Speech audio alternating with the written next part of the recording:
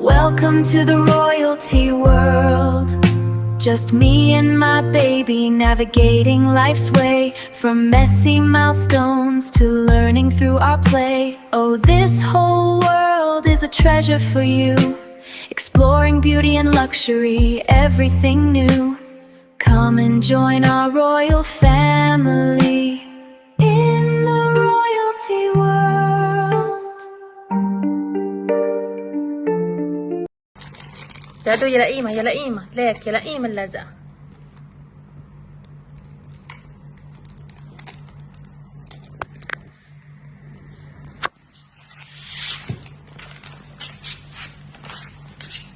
يلا جادو يلا قيمة اللزقة يا ماما. يلا قيمة اللزقة يلا قيمة اللزقة يا ماما. جادو ليك قيمة قيمة اللزقة يا ماما. يلا قيمة.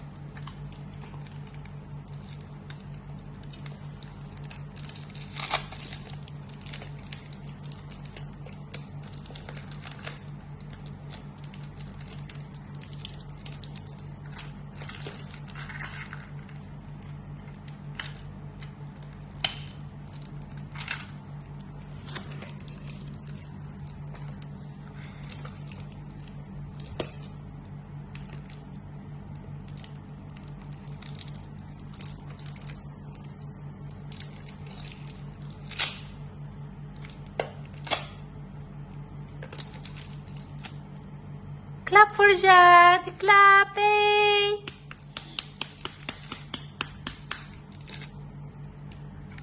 نشوف البيبي بعمر 10 أشهر شو بيعمل. يلا يا ماما يلا قيمة اللزقة حبيبي.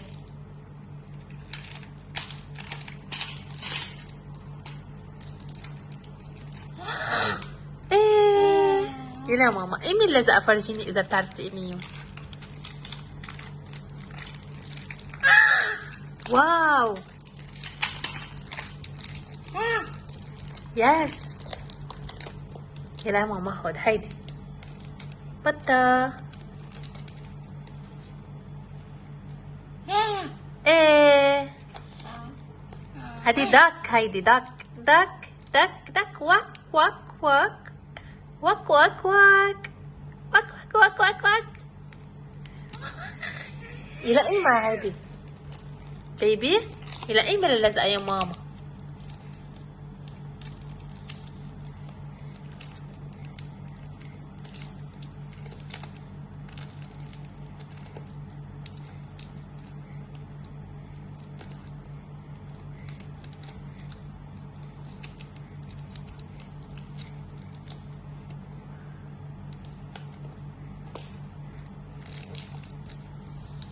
بيبي هيا لك.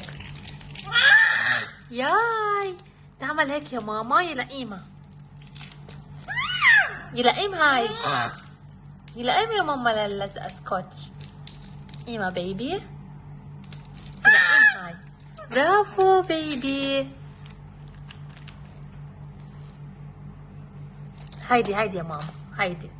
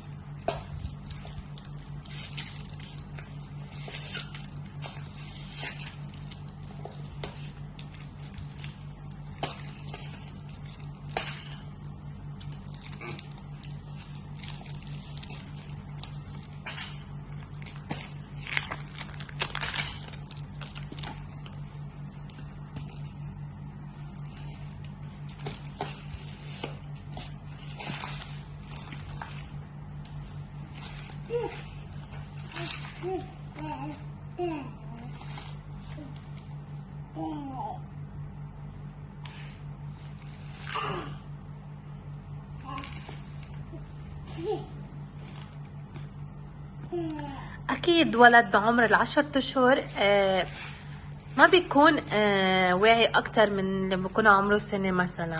يعني أكيد ما حيشيل كل الزيقة عن الألعاب وكلهم، لأنه مل وعم يكتشف ألعاب جديدة هلأ، وعم يشوف شو بده يلعب لألعاب جديدة غير هذه اللعبة.